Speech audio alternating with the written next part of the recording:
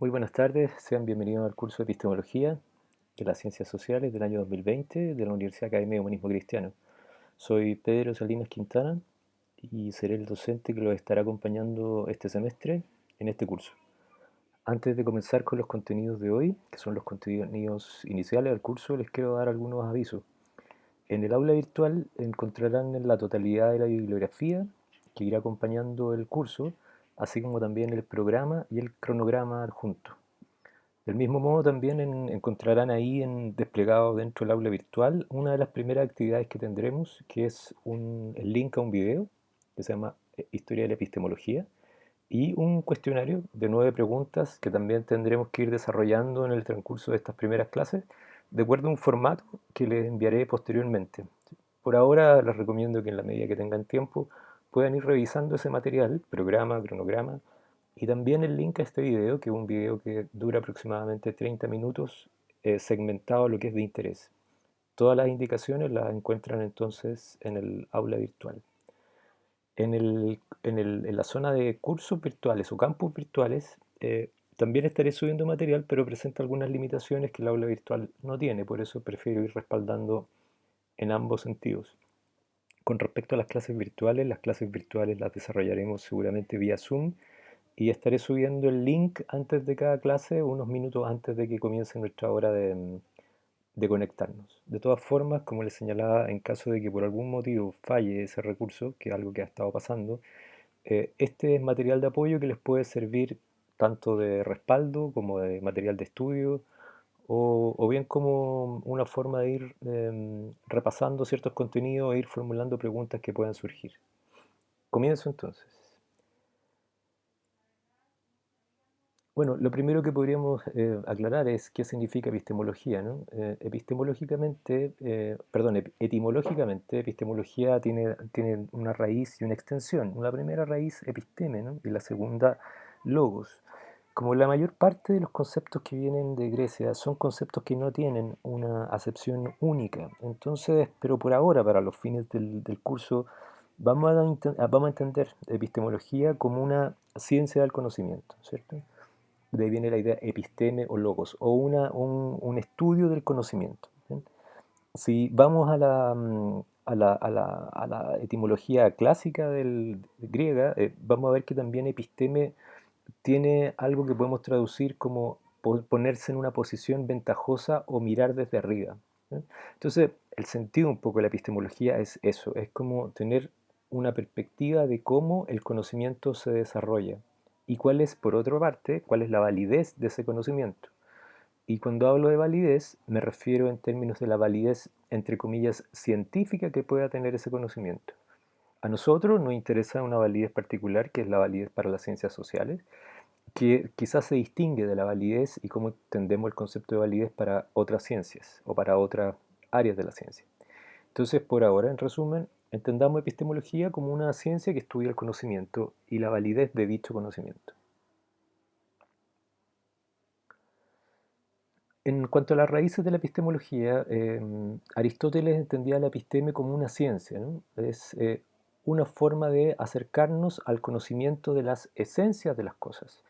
Cuando hablamos de las esencias de las cosas, pensemos que los griegos, como una cultura profundamente racional, compleja, quizás la primera de las grandes culturas complejas que existió a nivel de formulación de pensamiento, se empezaron a preguntar muy continuamente por cuál era el origen de las cosas, ¿sí?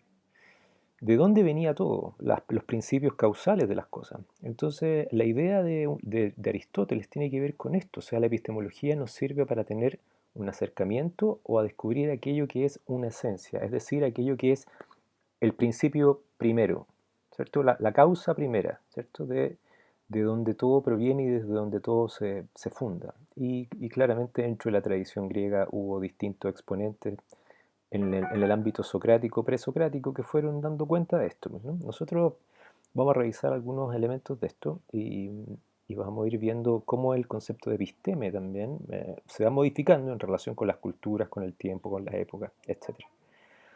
Por otra parte, la palabra logos se ha traducido como palabra, verbo, razón o discurso, razonamiento. A eso me refería yo con que hay muchas acepciones para un mismo concepto, que es algo que los griegos hacen usualmente, ¿no?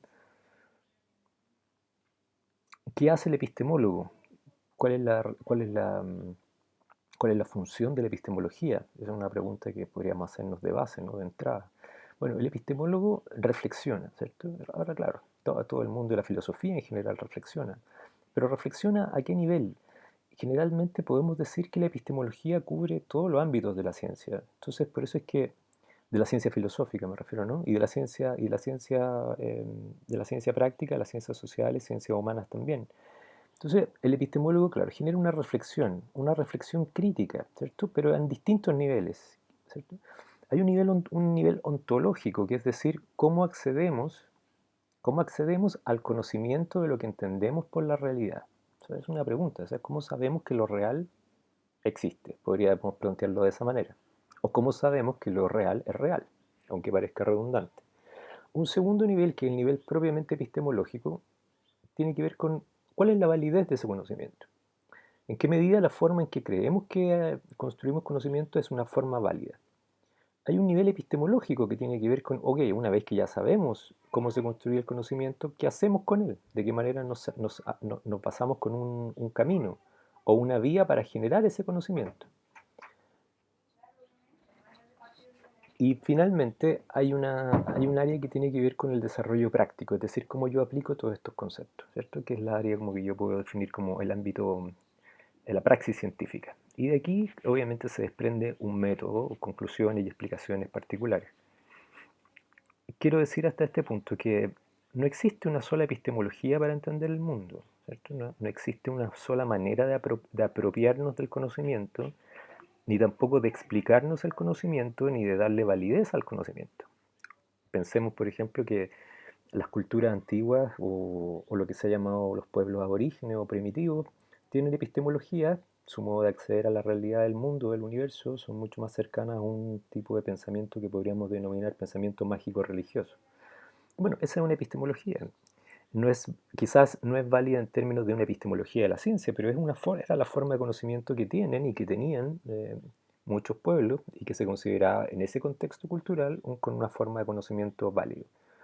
Entonces, pero como estamos insertos nosotros dentro del ámbito de las ciencias sociales, ese conocimiento se busca que de todas formas tenga una cierta validez para poder transformarse en un saber compartido. Es aquí donde surgen algunas preguntas, ¿no? Que es como la ética de la praxis científica social, es decir, bueno, yo voy a generar un conocimiento, pero ese conocimiento no necesariamente está desprovisto de valores. En realidad, los valores permean toda la habilidad de cualquier profesional y de cualquier cientista social. Pero, ¿será que todo el conocimiento que yo desarrolle es un conocimiento ético o el conocimiento en sí es un conocimiento neutral?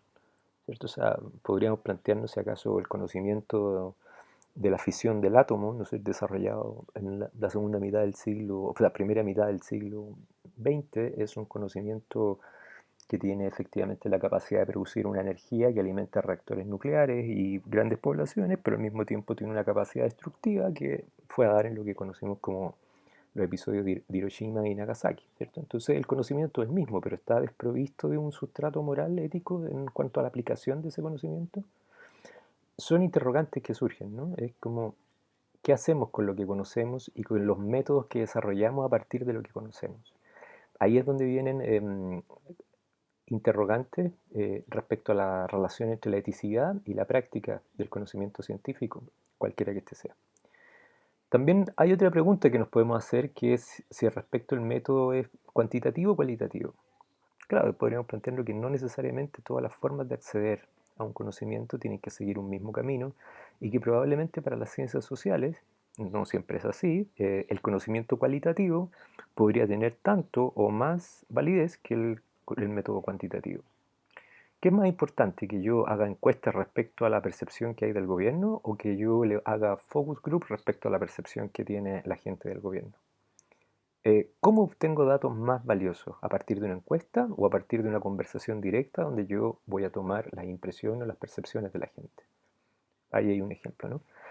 Otro aspecto que podemos pensar es si acaso es posible el conocimiento objetivo. ¿Es que somos capaces de formular un conocimiento realmente objetivo? Ahí hay otro cuestionamiento, ¿no? Otro cuestionamiento es si para poder generar un conocimiento tenemos que comprender o más bien describir. Si nosotros vamos y atendemos el pensamiento, el desarrollo del pensamiento filosófico de la modernidad, el énfasis está muy puesto, sobre todo en los fenómenos físicos, en la descripción de los fenómenos. Es decir, en la medida que yo describo algo, conozco algo, ¿cierto? Pero hay un nivel que quizás es un poco más profundo, que tiene que ver con la comprensión del fenómeno. Y eso me llama a generar una profundidad mayor que lo que podríamos decir que una descripción del fenómeno, ¿cierto? Desde lo que yo aparentemente veo. En realidad, comprender y describir son dos cosas que se complementan más que necesariamente se excluyen.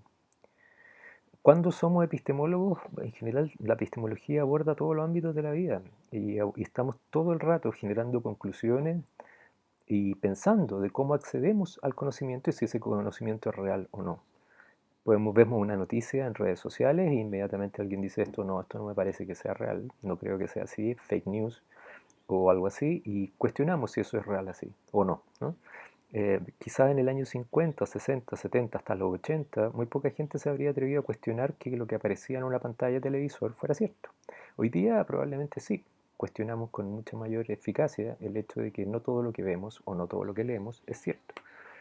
Eso ha generado también, por supuesto, cierto escepticismo a la base de lo que es el conocimiento en la actualidad, que yo creo que es un rasgo también de los tiempos, ¿no? No tener muy claro en qué creer. A nivel histórico podemos decir que la epistemología es una rama de la filosofía y dentro de esta rama de la filosofía ocupa lo que yo les contaba como su objeto, es el conocimiento, la naturaleza del conocimiento y la pregunta por la verdad, ¿cierto? La pregunta por la verdad la respondemos cuando decimos, bueno, ¿es fiable este conocimiento? Sí, es fiable, ok, bueno, entonces es verdadero. Y tenemos otras ramas como la psicología, la ética y la antropología. Como indica el esquema en estas flechas que dan hacia ambos lados, la epistemología no es solamente una subdisciplina, una subárea de la filosofía que interactúe sola, está permanentemente interactuando con la psicología, con la ética y con la antropología. En cuanto a las fuentes del conocimiento, ok, estamos entonces preocupándonos de cuál es la pregunta por el conocimiento, ¿verdad? ¿Cómo accedemos al conocimiento? ¿Qué tan real es el conocimiento? Ok, entonces tenemos que decir, quizás si yo me fijo en las fuentes con las que accedo al conocimiento, puedo discriminar si el conocimiento es más verdadero o es menos verdadero, o es más válido o menos válido. Entonces, una de las fuentes del conocimiento, que quizás es una de las fuentes de conocimiento más comunes que hay, es lo que hemos denominado el conocimiento empírico. El conocimiento empírico en realidad se basa en la experiencia, es lo que experimentamos. ¿Cómo experimentamos? A través de los sentidos, es decir, la sensopercepción es nuestra fuente del conocimiento, ¿cierto? Pero también el conocimiento empírico no excluye otras fuentes como pueden ser el testimonio o la memoria, ¿cierto? O sea, la memoria también, yo tengo una experiencia, yo experiencio también una memoria porque algo lo viví y eso también queda como en una especie como de reservorio, como una forma de memoria. Perfecto, ahí tengo otra manera de entender una formación de conocimiento. Las formas de conocimiento entonces pueden ser racional, empírico, que es la experiencia, a través de un testimonio, ¿cierto? O sea, yo puedo decir, yo vi algo, yo presencié, vamos a decir después, en unos años quizás, yo presencié una pandemia que como nunca se había visto en el mundo y quizás, aunque no pueda no haberlo experimentado directamente, pero vi el impacto que eso tuvo en el mundo. Esto es un testimonio. Y como lo estoy recordando, además de eso, estoy haciendo uso de la memoria. Mi memoria también es otra fuente de conocimiento. Obviamente, en la medida que son más subjetivos los recursos del conocimiento, quizás podemos decir que es menos fiable, porque por lo menos a nivel científico se busca que ese conocimiento no solamente sea una fuente válida, sino que además sea confiable. Y para que sea confiable, entonces yo tengo que decir, perfecto, esa fuente para que sea confiable significa que no solamente es algo que depende de mi subjetividad, sino que le tengo que dar un rango de objetividad. Entonces yo ahí tengo un conocimiento que esté justificado, que sea confiable y por lo tanto en la medida que es confiable en relación con su fuente podría ser verdadero. Puse una foto ahí, si es que lo ven ahí, pero se preguntarán qué hace Borges ahí. Es porque cuando estaba haciendo la clase en relación con la memoria me acordé de un cuento de Borges que es de Funes el Memorioso. Usted a lo mejor si no lo han leído, les sugeriría que lo vieran, es muy interesante. Es un personaje que se llama Ireneo Funes, que tiene la capacidad de recordar, a partir de un accidente que tiene, una caída, tiene la capacidad de recordar todos los días de su vida como si fueran 24 horas. Entonces tiene un conocimiento absoluto de todo lo que ha sido su vida, de todo lo que vio, de todo lo que percibió, de los detalles más nimios e insignificantes que pueden haber pasado y que nosotros en general no lo percibimos.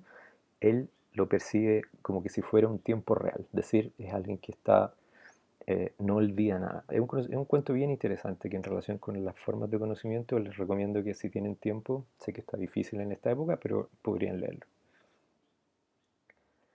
Cuando seguimos viendo el tema de los problemas del conocimiento, claro, vemos que lo que llamamos los filósofos presocráticos, ¿cierto? Cuando entendemos que la filosofía clásica griega comienza con Sócrates, Platón y Aristóteles, que son los tres grandes nombres de la filosofía clásica griega, pero hay una serie de pensadores que llamamos presocráticos, por ser anteriores a Sócrates, que se empezaron a preguntar por el origen de las cosas, que es lo que denominamos el arjé, el arqué o el arché. Son tres formas de poder entenderlo. Y estaban preocupados esencialmente de lo que era la materia y la composición del universo, es decir, el origen de las cosas. Si encontraban la razón primera de las cosas, entonces dirían, ah, bueno, tengo conocimiento respecto a la naturaleza del mundo. Si quiero conocer la naturaleza del mundo, necesariamente tengo que ir al origen de las cosas. Y en el cuadro, como ustedes ven, ahí salen distintos nombres de filósofos presocráticos y aquello que ellos le dieron el sentido de origen, primero, como Tales, el agua, como Heráclito en el fuego, como Parménides en el ser, y como Anaxágoras las semillas o Demócrito los átomos. Entonces les dejo una tarea para que ustedes la vayan realizando, que es que puedan clasificar todos estos pensadores de acuerdo a los conceptos que vamos a ir viendo, si son algunos de ellos materialistas o idealistas. Ya voy a definir estos dos conceptos, pero les pido a ustedes que hagan esa clasificación de estos 4, 5, 6, 7, 8, 9 filósofos presocráticos y cuál es el arjé que identificaron y si esa es una identificación respecto a una causa material o ideal. Queda entonces eso como una tarea para que ustedes se entretengan en la casa. Por materialismo, entonces, entendemos por en conceptos, términos generales, una doctrina o varias doctrinas según la cual todo lo que existe es materia. Es decir, existe en última instancia un solo tipo de realidad que es la realidad material del mundo. La materia entonces es fundamento y principio de toda realidad y la causa de todas las transformaciones que se dan en ella. Es decir, no hay nada que podamos explicar fuera de la materia. Entonces el mundo es una entidad material y mi conocimiento para que sea válido lo tengo que fundar sobre causas materiales. ¿Cierto? Em, claro, vamos a ver después que el materialismo se opone a otra corriente filosófica que denominamos como idealismo, ¿cierto? Que plantea eh, una perspectiva opuesta a esta idea de que todo tiene una base material. Pero para los fines de esa pequeña tarea, les planteo por ahora la definición del materialismo. Estoy hasta aquí, a este punto, me detengo un poco para hacer un comentario. Estoy haciendo revisión de lo que es la primera lectura, o sea, estoy revisando desde mi perspectiva la primera lectura, que es la lectura de Briones del capítulo 1 de Epistemología de las Ciencias Sociales, ¿cierto? Que si ustedes van al programa y al cronograma encontrarán que la primera lectura de la primera unidad es esa. En esta primera lectura vamos a revisar algunos conceptos, definiciones. No es de lo más entretenido, pero es útil para lo que viene a posterior, que son toda la cantidad de ismos, ¿cierto? Ya vimos algo respecto del materialismo. Veamos un segundo ismo, que es el dogmatismo. ¿Cierto? En el dogmatismo muchas veces seguramente ustedes han escuchado hablar del dogmatismo que tiene que ver, por ejemplo, con las ideas religiosas, ¿verdad? Esos son buenos ejemplos de dogmatismo, más allá de que si creamos o no creemos, no es mi interés cuestionar la creencia religiosa, sino que me refiero a que hay un dogma. Un dogma, entonces, es una verdad que se torna indesmentible o inexpugnable. Si yo fuera cristiano, católico, tuviera otra religión de las religiones monistas, podría decir que la creencia de Dios para mí es un dogma. Es un dogma porque parto desde ahí y se torna una verdad irrefutable, ¿cierto? O sea, si yo cuestionara la idea de Dios, que se ha hecho por supuesto, que la he cuestionado, pero bueno, hay muchos pensadores, inclusive de fuente católica cristiana que lo han hecho, pero han hecho un cuestionamiento han hecho, se me metió una, han hecho un cuestionamiento de Dios, pero desde una perspectiva de querer formular una explicación racional de la existencia de Dios, como Tomás de Aquino. Pero si yo llegara a la conclusión de que no existe Dios, entonces, bueno, tendría que abandonar el dogma, ¿cierto? Entonces, el dogma se entiende como el conocimiento que es posible, pero en realidad lo que yo planteo es que no hay un, entre comillas, problema con el conocimiento, sino que yo creo, lo que se me da, yo lo tomo como tal, ¿cierto? Em, Cuando hablo de dogmatismo y otras formas de conocimiento, estoy hablando entonces también del contacto que se da entre un sujeto y un objeto. Un sujeto que entiende, está provisto de una conciencia y que aprende un determinado objeto. Se entiende que el dogmatismo es una confianza en la razón que no está debilitada por la duda. Es decir, yo no, en realidad, yo voy a, porque claro, o sea, si yo dijera que yo creo en Dios, eso no me hace un ser irracional. Yo no he perdido mi razón, sigo teniendo razón, como ejercicio y uso de la conciencia. Pero pero esa razón de esa creencia de Dios no está debilitada por la duda. Esto es lo que Platón llamaba la doxa. Él decía, bueno, entonces el dogmatismo, como escuela filosófica, se basa en las opiniones, pero no en las creencias verdaderas. Yo entonces en la doxa tengo algo que denomino la imaginación de algo, imagino algo sobre lo cual creo algo, como por ejemplo me imagino a Dios, y tengo una creencia que es pistis. Eikasia le denominaban los griegos a la imaginación, pistis a la creencia. Entonces, claro, yo no tengo otra forma de acceder a Dios que quizás representándomelo de alguna manera, y uso mi imaginación y me lo imagino como un señor, quizás como un hombre, es una representación común, y yo sobre eso baso una creencia.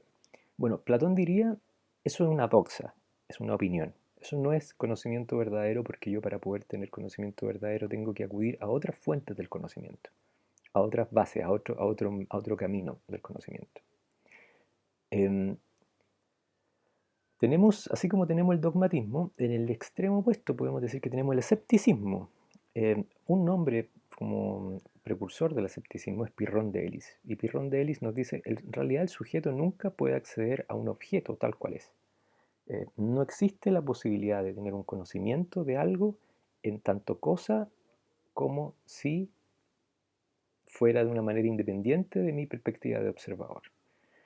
Y distinguimos al respecto cuatro tipos de escepticismo que encontrarán en la literatura, que es un escepticismo académico, que es el conocimiento como una probabilidad, el escepticismo ético de Michel de Montaigne, que es un escritor más o menos contemporáneo de Descartes aproximadamente, un escepticismo metafísico, que es el de David Hume, que es pensar que en realidad no hay nada más allá de nada más allá de lo físico, o por lo menos tengo que dudarlo, y un escepticismo metódico que Descartes, ¿cierto? Que este es el que nos importa en este momento. Hay otro problema del conocimiento, aparte de lo que es el dogmatismo, aparte del escepticismo, tenemos el subjetivismo como otro problema del conocimiento, ¿cierto? O sea, cada uno de estos aspectos, dogmatismo, escepticismo, subjetivismo, se nos plantean como problemáticos. En realidad ninguno de ellos nos plantea necesariamente un camino seguro para acceder al conocimiento. Y probablemente tenga yo que escoger entre algunos de estos y ninguno de ellos se plantea como completo en sí. El subjetivismo nos propone que el foco está en el individuo y hay un relativismo también que tiene que ver con que el conocimiento que yo conforme tiene un foco en la cultura. Es decir, hay una determinación cultural de cómo yo construyo y conformo una idea de conocimiento. El factor común del subjetivismo es que no hay una verdad que sea universalmente válida. No existe algo que sea universalmente válida para todos, en todos los tiempos, en todos los momentos, en todas las circunstancias. Filosóficamente podemos decir que con Schopenhauer tenemos acá si bien Pirrondelis es un pensador griego también, en relación con el dogmatismo, en el caso de Schopenhauer estamos haciendo alusión a un filósofo del siglo XIX que nos planteaba lo siguiente, decía él, el mundo es mi representación. Esta verdad es aplicable a todo ser que vive y conoce, aunque solo al hombre le sea dado tener conciencia de ella. Llegar a conocerla es poseer el sentido filosófico. Cuando el hombre conoce esta verdad, estará para él plenamente demostrado que no conoce ni un sol ni una tierra, y sí únicamente un ojo que ve el sol y una mano que siente el contacto con la tierra. Que el mundo que lo rodea no existe más que como representación, esto es, en relación con otro ser, aquel que le percibe, o sea, él mismo. Es una definición que es tremenda, o sea, filosóficamente son 5 o 6 líneas, pero nos presenta una problemática enorme. Esta es la gracia que tienen los grandes filósofos, ¿cierto? La voy a dejar ahí para que ustedes la reflexionen, porque nos plantea varios giros de pensamiento, pero lo que más me interesa es que Schopenhauer alerta con que, miren, en realidad no conocemos las cosas, simplemente nos representamos las cosas desde mi perspectiva. Yo no puedo decir que yo conozco a Dios, yo me represento a Dios. Ni siquiera puedo decir que conozco el árbol, porque lo que en realidad conozco son varios árboles, todos distintos y de distinta naturaleza, y yo represento una idea de árbol en mi mente, pero eso no significa que yo conozca lo que es ser un árbol. Entonces, como la esencia de lo que es ser árbol. Entonces, todo lo que hago es representarme el mundo. En relación con el escepticismo metódico, acá voy a ir a avanzar un poquito más rápido. Como les contaba, la única verdad es que no puedo estar seguro de alcanzar la verdad. Esa es mi única certeza. No tengo certeza de ninguna cosa. Eh, Cuando tenemos un escepticismo metafísico, generalmente es lo que llamaremos positivismo, que es una corriente de pensamiento del siglo XIX que es parte con Auguste Comte, em, y que nos propone que efectivamente no hay nada más allá o sea, si hay algo que es esencia, es lo físico. No hay causas más allá de lo material. Debemos atenernos entonces, por lo tanto, dice Comte, a los hechos, a lo que positivamente es dado, es decir, a la experiencia inmediata, y no tener especulaciones metafísicas. Acá en la diapositiva les pongo algunos ejemplos llevados al ámbito de la psicología con Watson, que es uno de los precursores de la psicología moderna, y él en sí era un positivista clásico y como esto decanta en una corriente de pensamiento como el conductismo. Es decir, tenemos una perspectiva epistemológica, en este caso una especie como de paradigma, ¿no?, que es el positivismo, que a nivel de teoría decanta en una corriente particular como fue Watson y el conductismo de comienzos del siglo XX en Estados Unidos. De ahí, como para hacerles ver que la epistemología permea las distintas disciplinas de manera diferente. Cuando hablamos de un escepticismo radical, decimos que en el fondo se niega que el conocimiento sea posible. O sea, podemos conocer, todos conocemos, pero que ese conocimiento sea genuino, lo negamos radicalmente. En general, siempre tenemos como vehículo para conocer nuestros sentidos y nuestros sentidos nos conducen a error. Por lo tanto, no somos capaces de poder dar cuenta de la verdad en definitiva.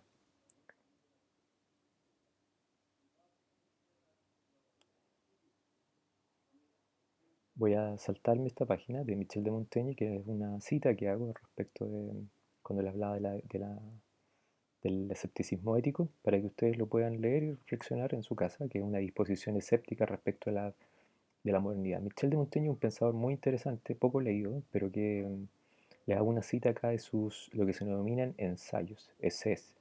Cuando ustedes dicen hagan un ensayo o leamos un ensayo, bueno, Michel de Montaigne fue el creador del género del ensayo.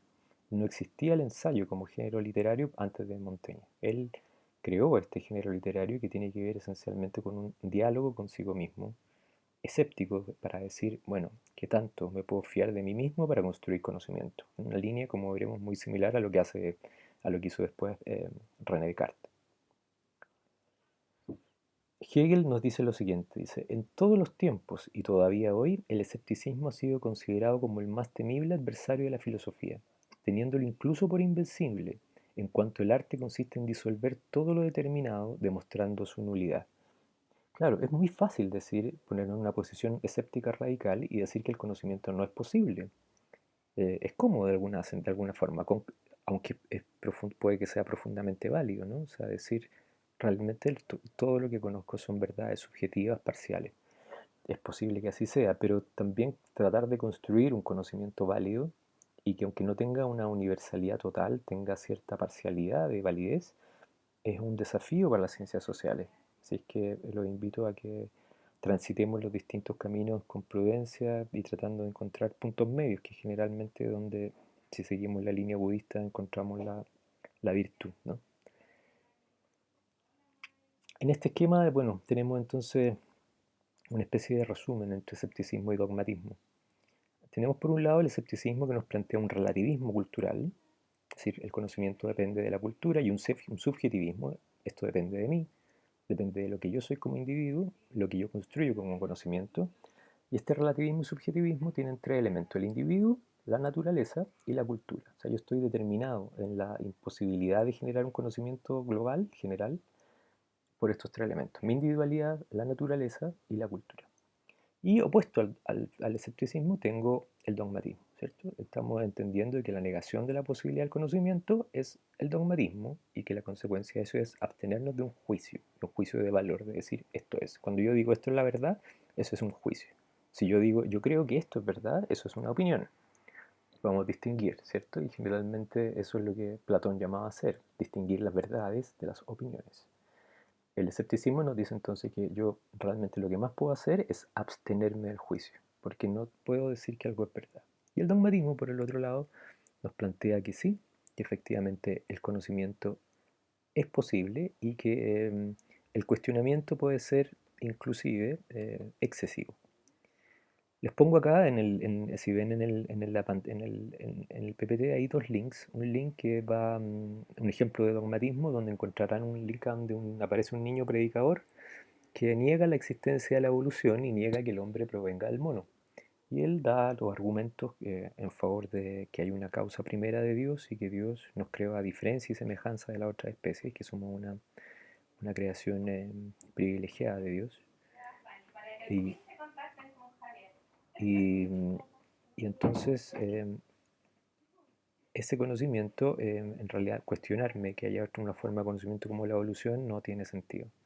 Por otro lado tengo el escepticismo científico, que es una forma de escepticismo que empieza a tomar fuerza desde aproximadamente siglo XII o XIII, ¿no? Y les pongo ahí un link a una película que me interesaría que la viéramos en algún momento y que la pudiéramos analizar, que es El nombre de la rosa, basada en la novela de Humberto Eco. Les dejo esos dos links para que puedan revisar el resumen de esos dos videos.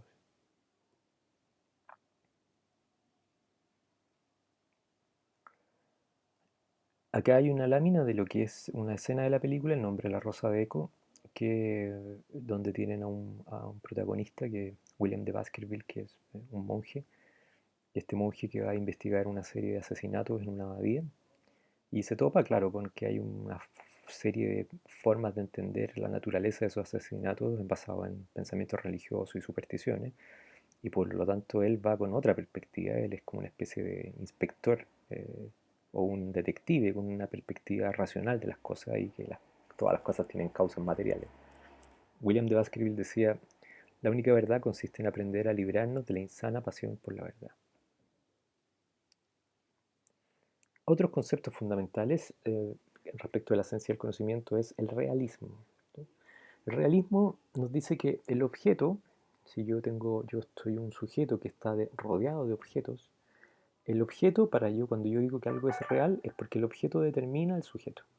Sí, porque entonces yo digo que el objeto tiene una existencia independiente de mí y que yo soy afectado por ese objeto. Entonces el conocimiento es cuando el sujeto aprende las propiedades de una realidad que existía previa e independientemente de la existencia del sujeto. ¿Por qué? Porque si yo dijera que mi conocimiento depende de mí y es algo como creado a partir de mi propia existencia, yo estaría cayendo entonces en un relativismo, en un subjetivismo, ¿cierto?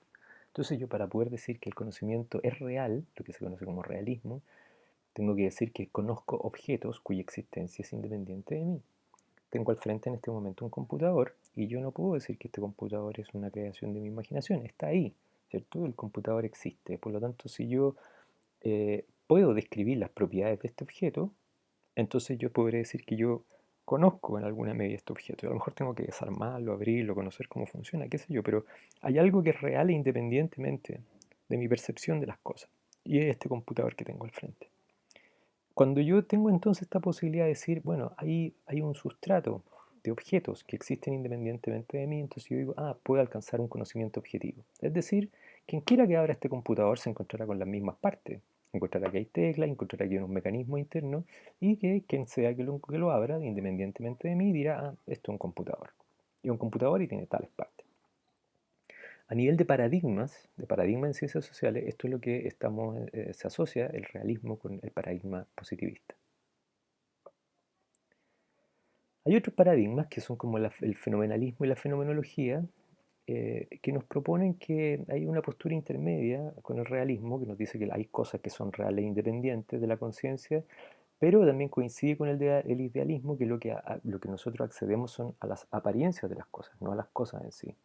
Entonces, si bien los objetos tienen propiedades preexistentes independientemente de la relación del conocimiento, la verdad es que yo lo que tengo que hacer es concordar para obtener un conocimiento la imagen, lo que yo represento, con el objeto mismo, ¿cierto?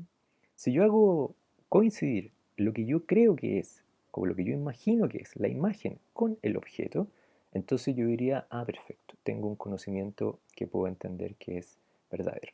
Imagínense ustedes que yo abro este computador y yo, aunque nunca he abierto un computador, me imagino que adentro debe estar lleno de piezas y mecanismos. Entonces, si yo hago eso, diría, "Ah, bueno, esto es un computador, mi representación y mi objeto coinciden.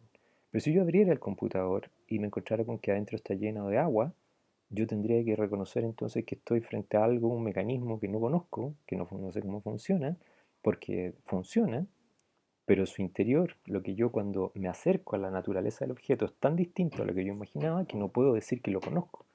Tengo algo que parece un computador, pero de acuerdo a la definición de un computador, ya no sería un computador. De esta manera, el conocimiento nos presenta tres elementos principales, que es el sujeto, es decir, el que conoce; una imagen, que es decir, lo que yo he conformado como una representación de aquello que quiero conocer o que conozco; y el objeto, que podría ser el objeto en sí mismo. Por el sujeto, que es el fenómeno del conocimiento, que es lo que toca la esfera psicológica, voy a entender eso, ¿cierto? Esa dimensión, la dimensión psicológica. Por imagen, tengo un aspecto que tiene que ver con la lógica, y por el objeto, con la ontológica, es decir, con aquello que es. El objeto, en tanto es objeto, tiene una existencia independiente de mí, por lo tanto digo es. Cuando hablamos de la dimensión ontológica del conocimiento, por ahora y para los fines del curso lo vamos a entender como la pregunta por el ser o por la realidad de las cosas. Si la epistemología se pregunta por el conocimiento y la validez del conocimiento, la ontología se pregunta por el ser de las cosas y por la realidad, de cómo se construye la realidad a partir del ser de las cosas. Sé que todas estas cosas son definiciones un poco, pueden resultar un poco extrañas. Estamos entrando en un ámbito de lo filosófico que no siempre es fácil y con el que quizás no están todos familiarizados, pero estoy seguro que con las futuras lecturas vamos a ir entrando en materia. Demos un ejemplo entonces de esto de la imagen, el sujeto, la imagen y el objeto. Antes de eso, de hacer ese ejemplo, vamos a llamar objetos, vamos a definir entre objetos reales e ideales. No todos los objetos necesariamente tienen una existencia real, material o concreta como el computador. Eso es lo que yo llamaré un objeto real, puesto que me es dado por la experiencia externa. O infiero de la experiencia externa que existe un objeto, un computador, una mesa, incluido mi propio cuerpo, ¿cierto? O sea, yo puedo decir mi propio cuerpo existe porque lo toco, lo veo, lo dimensiono, etc. Sin embargo, también hay objetos que se denominan ideales o eh, como también se llaman como irreales. Yo nunca he visto un 2 caminando por la calle, pero sí tengo conciencia de que existe un número o un signo que me sirve para representar algo que serían dos unidades. Entonces yo puedo decir que no existe el 2, no, o sea, el 2 existe, de hecho lo utilizo continuamente y a cada rato, ¿no? Pero ese 2 no tiene una existencia real. Pero eso no quita que sea un objeto, porque yo no puedo decir que ese 2 existe porque yo lo he creado. El 2 es como que está presente, a nivel de idea ya existe. Entonces es un objeto ideal. Y en este objeto ideales, que son cosas meramente pensadas, están los números, las figuras geométricas, también en alguna medida la administración del tiempo y el espacio. Empirismo, por lo contrario, cuando yo te hablo de objetos reales, esto es como una especie de resumen, ¿cierto? Nos dice que para ellos el realismo se basa en la experiencia del sujeto y esa es la principal fuente del conocimiento, ¿no? Entonces, las matemáticas, el ejemplo paradigmático de las ciencias para el empirismo no son las matemáticas que trabajan con entes ideales, sino que las ciencias naturales, es decir, lo que yo experimento.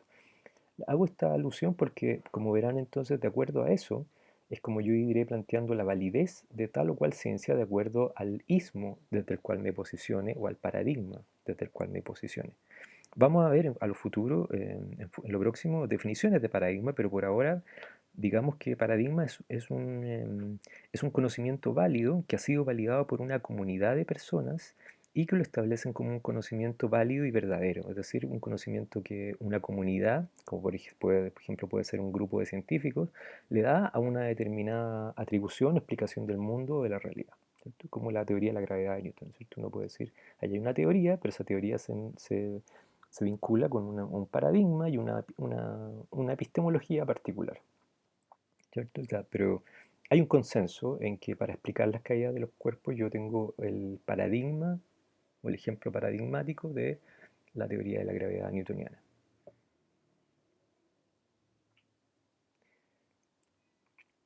En cuanto a los antecedentes de la filosofía clásica, tenemos a Platón y Heráclito, que presentan ciertas similitudes y ciertas diferencias, ¿no?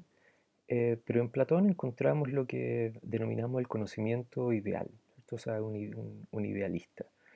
Pero también lo podemos proponer como que fuera un realista, o sea, todo depende de cómo se mencione. Cuando digo idealista es porque Platón cree que la verdad de las cosas no están en el mundo sensible, porque el mundo sensible está sujeto a cambio y a corrupción. Si yo veo un árbol, veo una persona o veo cualquier objeto del mundo, ese objeto del mundo en algún momento, producto del tiempo, irá cambiando su manera y eventualmente desaparecerá. Por lo tanto, si eso desaparece y no permanece, yo puedo decir, según Platón, que eso no es verdadero. Verdadero es lo que no es mudable, sino que aquello que es eterno. Y eso es lo que Platón denomina como las ideas eternas, ¿cierto? O las formas eternas. Em, Eso para Platón es lo verdadero de las cosas, esa es su esencia, la idea. ¿Cierto? La forma, morfé, o la idea, que es el ser de las cosas, no en su multiplicidad, sino en su unidad. ¿Qué quiero decir con esto? Si yo digo, hay muchos árboles en el mundo y yo conozco 200 tipos de árboles, aún así para Platón yo podría decir que yo no conozco el árbol, el cuanto tal. Todo lo que yo conozco es la idea del árbol y ese es el único conocimiento verdadero que puedo tener.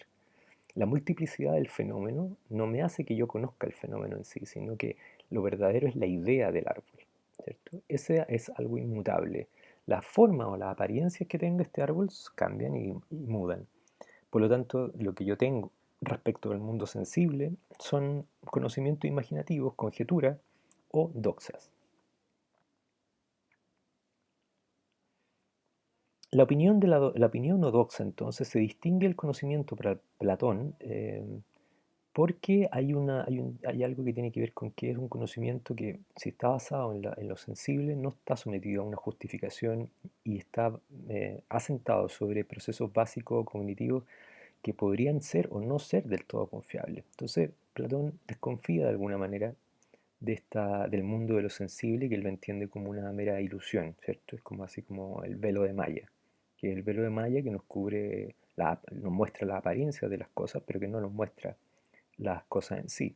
Y de esto viene esta conocida alegoría de la caverna platónica, ¿no? Que les invito a que, si yo no la voy a explicar en detalle, pero que la busquen porque está en distintas partes, hay recursos. De hecho, en el video adjunto aparece explicado, así que no quiero redundar en eso, pero ahí está la explicación de que en el fondo hay algo más que las apariencias y que eso que está más allá de la apariencia es conocimiento verdadero.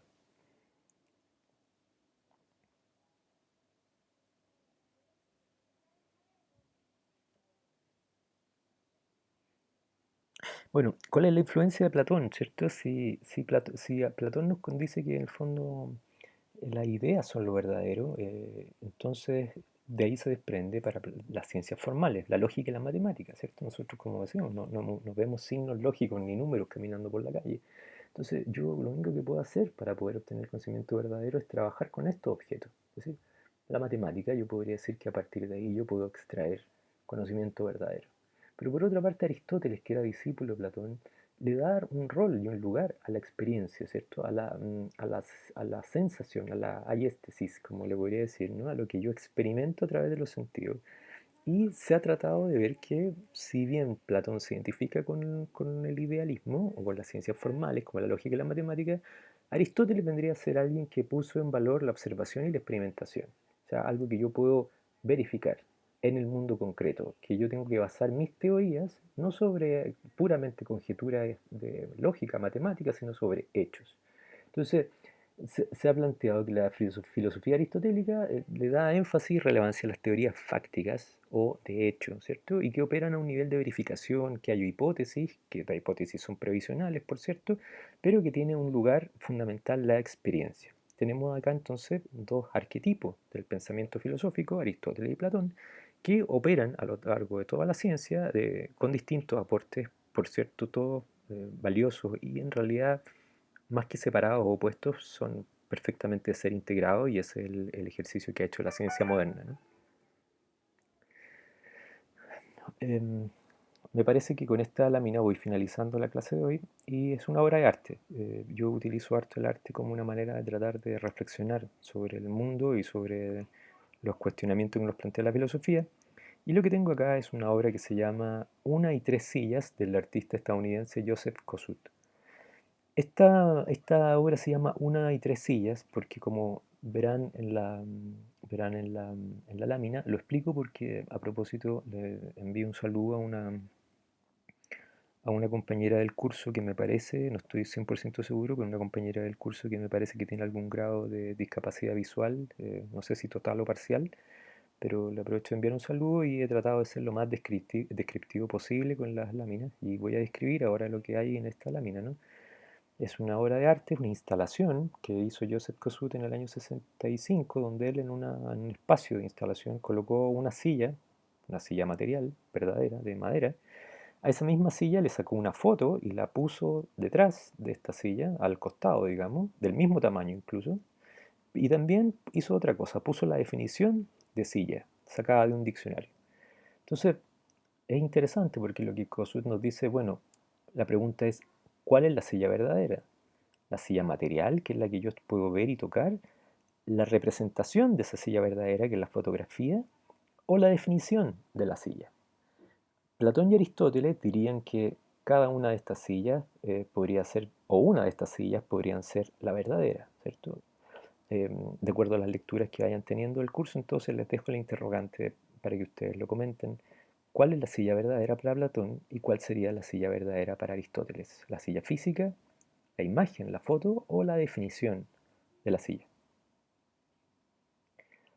Resumiendo entonces, el curso de hoy la sesión de hoy es epistemología, significa etimológicamente una ciencia del conocimiento.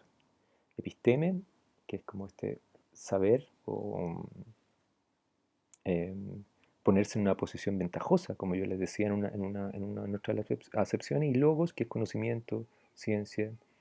Entonces, de la unión de estos dos conceptos aparece la idea de epistemología, una ciencia del conocimiento. Resumiendo también, podemos decir que la epistemología busca estudiar la génesis y la estructura del conocimiento científico, según Mardones. Quiero aclarar este punto, si bien cuando decimos estudiar la génesis, es decir, la causa del conocimiento, el origen del conocimiento, ¿cierto? Que es lo que trataban de hacer los primeros pensadores griegos y en general hasta el día de hoy sí, eso se sigue haciendo, pero también la estructura de los conocimientos. ¿Qué quiere decir la estructura? Bueno, la estructura, los conocimientos no lo estructura, aunque nosotros no podemos ver, ¿no? Pero si nos pudiéramos meter de alguna manera en una especie como de película de ficción dentro de lo que es nuestra arquitectura del conocimiento, nos damos cuenta que nuestros conocimientos están organizados sin querer de una determinada manera. Particularmente nosotros tendemos a organizar en jerarquías el conocimiento, ¿cierto? Voy a profundizar en este aspecto en lo futuro, pero quiero solamente darles un ejemplo. Hay una especie como de dispositivo mental del cual somos muchas veces, pasa desapercibido, ¿no? Pero tenemos un ordenamiento vertical del conocimiento. Tendemos a creer que lo bueno está arriba y lo malo está abajo. Entonces generamos pirámides, ¿cierto? Podemos decir, nuestras estructuras políticas tienen una cabeza y tienen bases, ¿cierto? Podemos decir el cielo, lo bueno está arriba y el infierno, lo malo está abajo, ¿verdad? Puedo decir lo más exaltado del hombre es la cabeza y lo más animal serían la parte baja, nuestro intestino o nuestros órganos sexuales. Bueno, estas formas de ordenar el conocimiento que tienen una lógica más o menos de unos 5.000, 7.000, 8.000 años de antigüedad que tiene que ver con el surgimiento de las teocracias, ¿cierto? Que nos ponen una verticalización del conocimiento, una jerarquía vertical. Es lo que, por ejemplo, en otro ámbito del conocimiento podría haber dicho que el hombre blanco era la cúspide de la evolución humana. Y como pasaba, pueden indagar ahí al respecto, como pasaba en una explicación que se entendía como científicamente válida, que el hombre negro era una especie de subespecie humana. ¿Cierto? Que estaba intermediada entre el mono y el hombre blanco. Por lo tanto, como no era una especie humana, no era persona. Y si no era persona, no era sujeto de derecho. Por lo tanto, tengo un fundamento para poder validar la esclavitud del hombre negro o de otras razas que no fueran blancas, que es lo que aconteció durante siglos y siglos en la historia de la humanidad, ¿cierto? Particularmente, además, con un fundamento inclusive casi católico cristiano. Todo lo que fue el tema del, de los esclavos de raza negra traídos de África a distintas partes de América y a otras partes del mundo, se explicaba en base a una epistemología profundamente vertical, donde el ser humano blanco, el hombre blanco, ocupaba la cúspide de la evolución y Dios lo había colocado ahí. Es una forma de conocimiento dogmático, ¿cierto?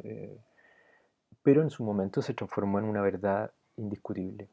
Em, por lo tanto, los conocimientos y la forma como estructuramos el conocimiento no es algo que esté ahí de una manera absoluta e inmutable, cambia constantemente con el tiempo, con los contextos culturales y aún cambian, de hecho, con los objetos con los que nos relacionamos.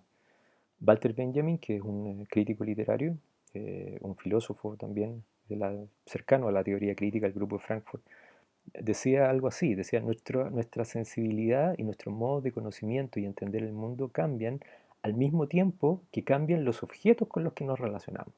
Es decir, basta con que nuestra materialidad del mundo cambie para que mi conocimiento consecuente del mundo también cambie. Vamos a ver en unos años más si es que sobrevivimos esta pandemia, que si como cultura y civilización se sobrevive. ¿Cuáles serán las implicancias de que la mayor parte de los objetos con los que interactuamos con el mundo en estos periodos de reclusión sean pantallas, sean celulares, sean superficies lisas? ¿Qué significará esto de que estamos siendo capaces de interactuar con todo el mundo a partir de una superficie lisa, de un dispositivo, y que las relaciones cara a cara, la comunicación analógica, sea reemplazada por una comunicación digital? ¿Qué pasará con los niños cuando los niños no escriban con lápiz y papel, sino que simplemente tecleen, ¿no? ¿Cierto? Hagan sobre una pantalla de computador ¿Qué pasa con todas estas cosas? No tenemos muy claro, pero sí les puedo asegurar que nuestra forma de entender el mundo y los conocimientos consecuentes van a ir cambiando radicalmente. Por lo tanto,